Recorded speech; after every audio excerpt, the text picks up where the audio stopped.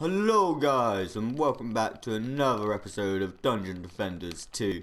I'm just down here smacking some dummies. Oh, I was actually leaning on my mic then, so sorry if my controller vibrations was shimmering through the mic, I don't know. But yeah, just a few quick notes before we jump into today's video. The first one being, it seems my Dungeon Defenders 2 account is actually, oh god, been glitched, because every time I go to the war table, it says I haven't completed the first level. Like, I'm still just on the Gates of Dragonfall. I've completed it numerous times, as you can see in the previous videos, from, I believe, tower placements, the lane-to-lane tactic, all post-Wipeageddon videos. I've completed that level, and it's just not letting me through, man. It's not letting me on to level 2. Like, I know level 2's been available to, like, play post Wipeageddon. It's been there, but it's just I can't click it, and I'm not allowed on it anymore. It's just disappeared. I'm like, oh, thank you. And something else to mention is that I will be getting that fixed, but today's video will actually be on the Gates of Dragonfall. Although, as I said, the map isn't too relevant. Obviously, the easier the map, like, the easier it is to complete, so I can't really show off my point as much, but it's alright, basically. It's okay. We can still get the video done. So I've got a theory that it is because I'm playing private games. I'm gonna have to continue solo, I'm afraid, guys. Yeah, I've got a theory that I've been playing private games, so because I've been playing private games and not online games, it won't actually let me like continue on to the next level. So that is a bit of a bummer. But something else also to note is that the Elder Scrolls Online series will be returning, guys. I'm actually recording this a day before I record the Elder Scrolls Online, but to my knowledge, this will go up first. But yeah, without further ado, let's just jump into a game and get on with the video, shall we? Yes.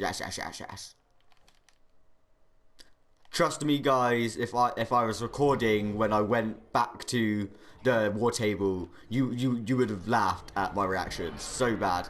Let me actually just have a look at audio quickly. That is a tad bit too loud for my liking. But yeah, like, all of the maps suddenly return. So let's get on with this video. Right, what I'm intending, or what I'm actually hoping, is I don't know what to call the tactic at the moment. So I'm thinking departure and destination, or beginning and end. But what you want to do is just, well, I say you want to place one at the beginning of every lane and one at this core subject, which is down there. For maps like this, it's actually a perfect example. This is Siphon Site D. You'll see that there's also a secondary objective, which is, in this case, the valve release to open up the second lane or fourth lane down there, which is something that they're going to be attacking first. So in lanes like this, you want to literally just plug up these holes right at the end. I'm putting 3 down as well. So as you can see, we've got damage being done to them at the start of the lanes. And there's nice overlaps here, so they're coming through here, and right there they're going to get a tick of triple damage, but nice double damage here.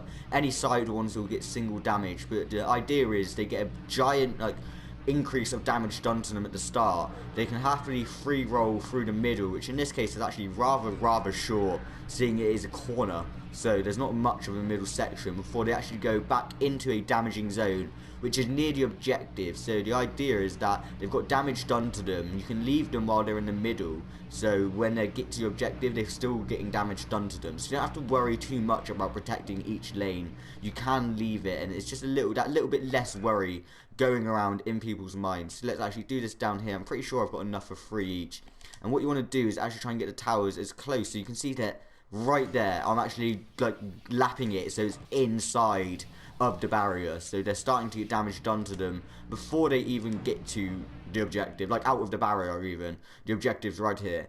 Now I'm gonna fill up the entrances of all the lanes first, I believe. Yeah, I'm gonna do that. So a lot of them you're gonna have to adjust the towers, but just a nice like overlapping, like right here you've got a giant like triangle of triple damage, which is just insane.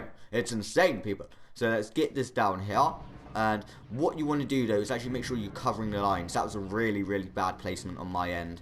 So yeah, I'm gonna have to do that. I'm gonna have to actually cover this up, so it should be more down here, but you're gonna get mobs that are coming out to the side anyway. And now obviously we've done the departure, we've done the beginning of the lanes, what you want to do is also cover the main sort of central hub where they're entering to. So a few of them will go to the valve, one lanes will, but now you just want to get towers down all the way around. And if you've got enough points, overlap them. Like, you could get a boost aura down at this very moment in time. I'm thinking of just leaving that for the moment, or I could actually get a boost aura down. Could I get a boost aura down touching these three? No, I can't at the moment. I can get one touching these two. So I'm going to do one there. And can I afford another? I can't actually afford another either. Oh, yeah, I can. But I can't place it. And sorry if my voice is a little bit off. I have got a bit of a stuffed nose. Literally, it's not my fault, bros. Yeah, I can't place it touching these two here. That's a bit of a shame. Can we get it? No, we can't get it touching them. So eventually you'll want to try and place it so all the boost auras are touching all of the other towers. And that's what we're going to do at the start as well. We're going to place, well, further down, not at the start. We're going to place boost towers down nearer these ones at the beginning entrances. And that can't have been the first wave. The pressure valve is under attack. There we go. But as you can see, they're still being attacked. It's the first wave. The pressure valve's hardly taking any damage. And they actually died before I could even get to them. That's amazing. That's insane. Let's go down here. And they're coming down this lane. Using the mini-map's obviously good. They're at half health. Pretty much. Like, they're not too much. So it's a good beginning. It's a good early tactic as well, to be fair. You can see that they're getting to here and they're just dying. This is why you want to place some towers out in different directions. So placing that tower up there outside of the line wasn't too bad. But as you got to remember, you get some enemies that... Actually, let's just grab that. Actually, like, avoid the line so don't travel directly on the line, which it can be annoying. Get projectile enemies. Let's check out the water reservoir. So, in, like, main goals, hindsight, the water reservoir is, like, what you want to be protecting straight away. Like, I went to attack the pressure valve then because it said it was under attack and it died before I could even get there. So, obviously, this tactic's working well so far. It is lower levels. I'm only on the 3rd level of the campaign. It's not like I'm, like, insane level 20 or whatever, but it's working. So overall, I think that we've got a nice sort of placement here for the water reservoir, actually, to be fair. So in later rounds, we could actually just like circling out all of our traps, and then further out means more enemies we're hitting, especially these projectile ones. These are seems to be the ones that are attacking rather like fast. So if we actually just do this right now, let's get one here. So any projectiles that came out of this lane would be attacked there. We can get another one there and another one here, and this is all with our green gems that we've earned throughout the game. We haven't opened the crate yet, so we don't have to worry about too much. I don't want to place too many down for the pure fact that I want to not reach my defense limit. I need to be able to have enough room for boost auras as well. So let's get a boost aura around down there. Bam, fantastic. And just to point out, if we do reach our defense limit, we can always upgrade our towers. It's not, this tactic isn't all about quantity. This is literally about quality. It's sort of the opposite to my last video, guys. It's the opposite to my last video. Alright guys, we're back in the combat phase now. I just made a quick cut there because I don't want the video to be too long. It was a rather longer introduction compared to what my introductions are usually long. Well, they're usually short, but it was longer compared to it. So let's go attack the pressure valve. I'm not too worried about the water reservoir at the moment.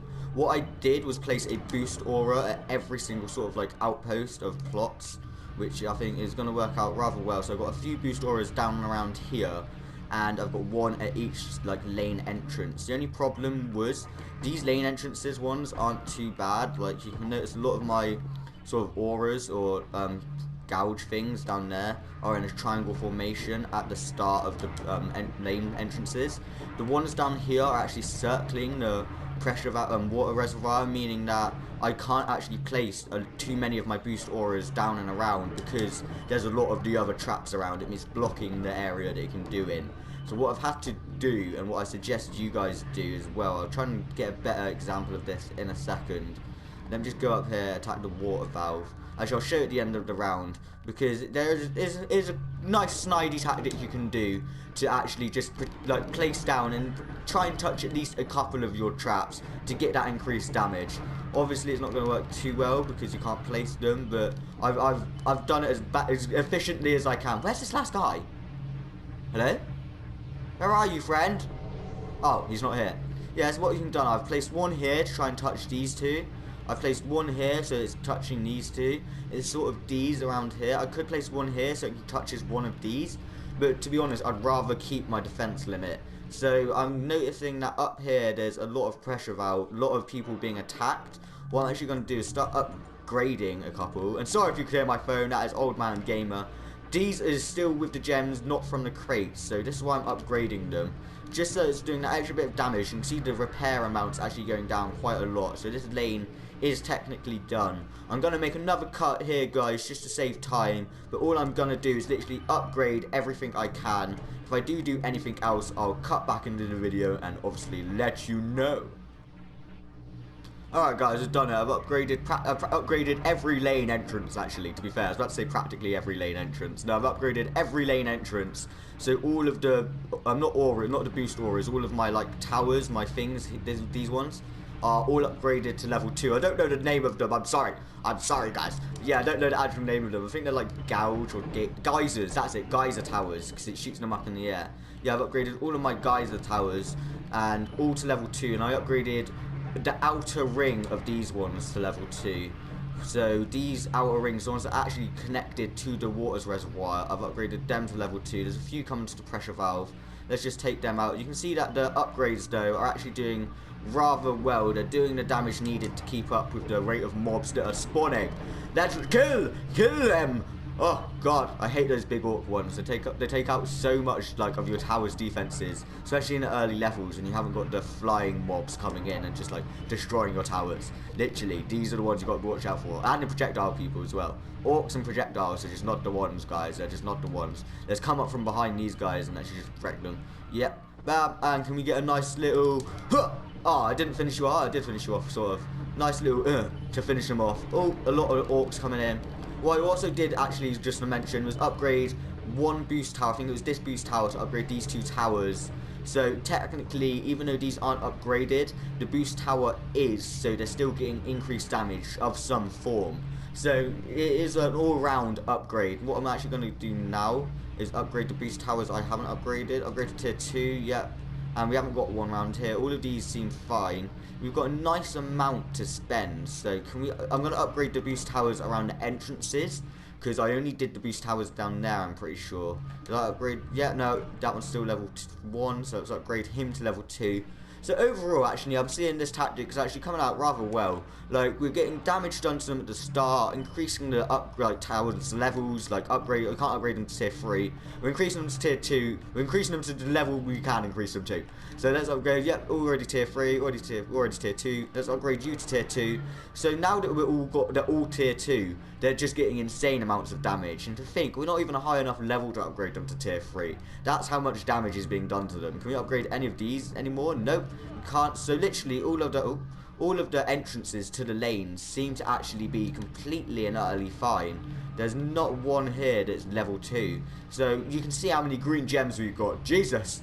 We've got enough to spare, and we still haven't reached our defense limit either. So can we upgrade anything else? And if not, let's just upgrade these, and let's get another one of you down here, because these projectile ones are they're starting to annoy me, friends. They're starting to annoy me. So hopefully that tower placement there will actually finish them off. So I'd like to point out that this guide isn't as linear as the quantity over quality one. And just an example of what I'm trying to say is that in the quantity over quality, I'm not telling you what to do, but it's literally the tower placements are to follow the lane. So there's not too much sort of delegation or efficiency that you need to work on yourself. Whereas on this, you don't have to upgrade the towers if you don't want. You could, if you think it's best to not upgrade the towers and actually switch tactics to the quantity versus quality one and start spreading the towers you have got further down your lines, go ahead, like literally go ahead. I would heavily suggest it. And it is the fourth round, so it doesn't really matter if this guy takes out the pressure valve, although I don't think he will. Can we actually get another tower down? Let's just get another tower down, because why not? Literally, why not? You've got the points to spend, and this is what I mean. Like, it's going to come to a point where you've got all of these towers at the start and the beginning completely upgraded. There's not going to be anything left to upgrade, so you can actually place town towers and reach your defense limit, because every single bit of output of damage is just going to help you along its way. There's no doubt about that. And I'm happily going to leave the water reservoir down there, because I'm pretty sure my towers will be able to take them out. Level 2 upgraded with boost auras. Let's see how bad they're doing. they actually seem to be doing fine. Like, let's just see, bam, bam. He's not even getting close, literally. Is he gonna die? Yep. So a projectile here would have been perfect. I didn't notice that they stopped here. So that's something else to also watch out for, guys, is where the projectile enemies actually stop and start to fire at the target. But there it is, guys. The beginning and the end tactic has come in clutch for us. We've managed to go through Siphon Site D on our own. I remember pre-Wipeageddon, this was a tough one to pass when I was trying to film it solo. But I've gained a lot more experience and a lot more, I don't know, knowledge within the game. I don't know if it's the Wipeageddon that's made the levels easier. That could be a like sort of aspect to it as well. But I'm proud of myself, guys. I'm proud of myself. So as always, we're just going to loot up this and see if we've got any other goodies to upgrade our character with. We're getting a bit of gold, standard green gems. Can't really use them now though. Kinda pointless, bro. They're kinda pointless, bro. And no, we haven't got anything too much. So guys, I'm going to end it here. If you've enjoyed this tower placement guide, be sure to leave a like down below. If you haven't already, go check out our tactics. We've got lane to lane tactics, like playstyle tactics. We've got one more tower placement guide because it's only just started, guys. So it is a new series. Be sure to join us along the whole way. Be sure to check out our channel. We've got plenty of other games, from Elder Scrolls to Star Wars. We've got plenty of other members of Game On working on a load of videos for you guys. But yeah, until next time, guys, thanks, and I'll see you on the next video. Bye!